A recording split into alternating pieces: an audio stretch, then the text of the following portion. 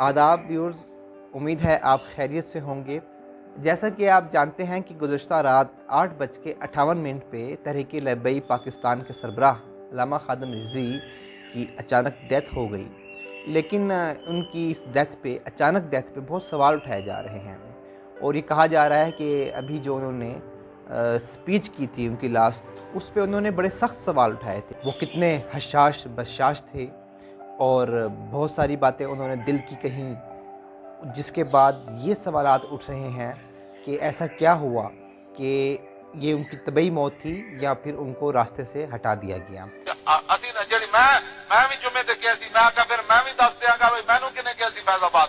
और इस जो उन्होंने बयान दिया उसमें उनका हदफ इस्टेब्लिशमेंट रही।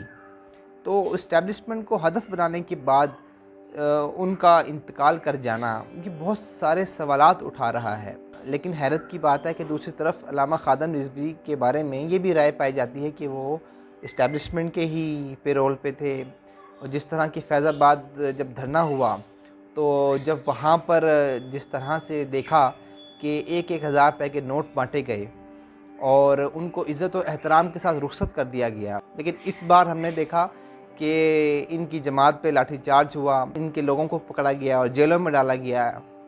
तो ये मौलाना खादिम रिज़वी इस हवाले से बर्दाश्त नहीं कर सके कि पिछली दफ़ा जब उनको बुलाया था तो इज़्ज़त और एहतराम दी गई, इस दफ़ा मामला उल्टा है। तो ये भी कहा जा रहा है कि वो इस दफ़ा ख़ुद गए थे, उनको बुलाया किसी ने नहीं था। लेकिन मैं आपके साथ ये शेयर करूँगा कि जब अल्लामा खादिम रिज़वी का धरना हुआ इस्लामाबाद में, जब उन्होंने पहली दफ़ा धरना दिया तो उस वक़्त मैं इस्लामाबाद में एक एम्बेसडर से, एक सफ़ीर से मुलाकात करके बाहर निकला तो मुझे एजेंसियों के फ़ोन आए। उन्होंने कहा हम आपसे मुलाकात करना चाहते हैं, मिल के बैठते हैं, रेस्टोरेंट में बैठते हैं और मिल के चाय पीते हैं। मैंने कहा बिल्कुल, आप वहाँ पे तशरीफ़ ले आइए।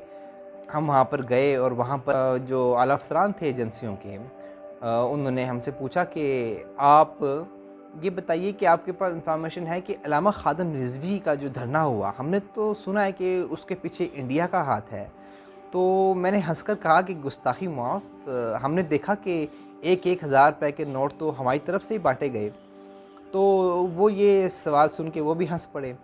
और लेकिन मेरे जहन में ये ख़्याल आया कि अल्लामा खादिम रिज़वी के बारे में तो ये समझा गया था कि उनको हमारी इस्टेब्लिशमेंट ने बुलाया है नवाज़ शरीफ के ख़िलाफ़ इस्तेमाल करने के लिए। लेकिन हमारी इस्टेब्लिशमेंट जो है वो सवाल उठा रही है कि लेकिन फिर ऐसा क्यों समझा जा रहा है कि इसके पीछे इंडिया का हाथ है, इंडिया फंडिंग कर रहा है। और मैं बड़ा हैरान हुआ कि ये तो समझा जाता था कि इस्टेब्लिशमेंट अल्लामा खादिम रिज़वी के पीछे है, लेकिन ऐसा क्यों सवाल उठाया जा रहा है कि इनको फंडिंग बाहर से आ रही है।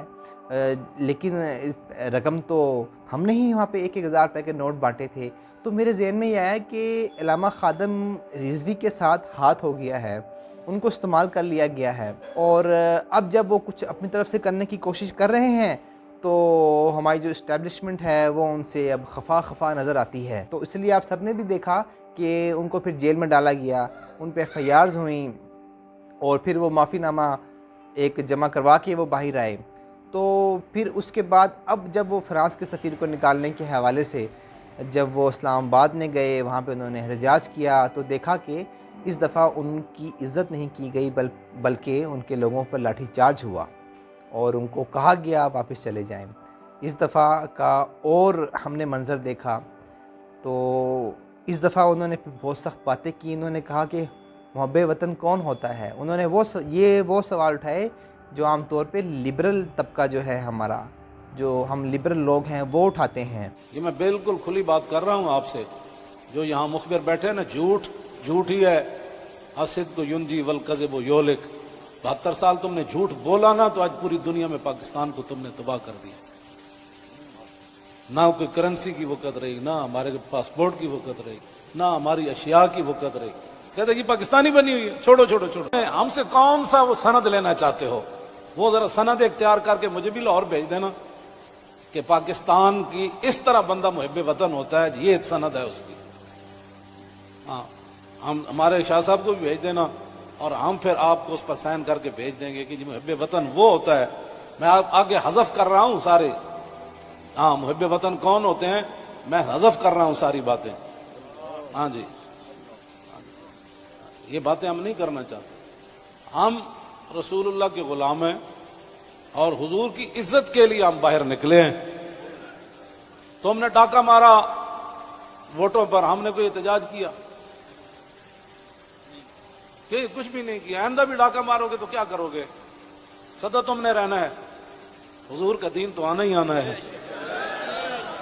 कि हुब्बुल वतनी क्या सिर्फ एक उस ज़हनियत के साथ मखसूस है जो सिर्फ इंतहा पसंदी की बात करती है, या फिर मरने मारने की बात करती है, या फिर जो दलील की बात नहीं करती, या फिर जो दलाइल नहीं मानती।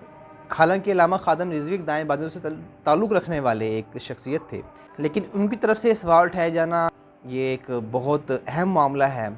लेकिन खैर, इस बात का फ़ैसला तो अभी अल्लामा खादम रिज़वी के लवाहिकीन करेंगे कि उनका पोस्टमार्टम होना चाहिए या नहीं। मेरे ख़्याल से उनका पोस्टमार्टम किया जाना चाहिए, ताकि जो एक हल्का ये बात कह रहा है कि जब इस्टेब्लिशमेंट किसी को यूज़ कर लेती है और जब वो उसके ख़िलाफ़ बोलने लगता है तो फिर वो उसको रास्ते से हटा देते हैं। शुक्रिया, आपसे फिर बात होती है। अपना बहुत बहुत ख़्याल रखिए।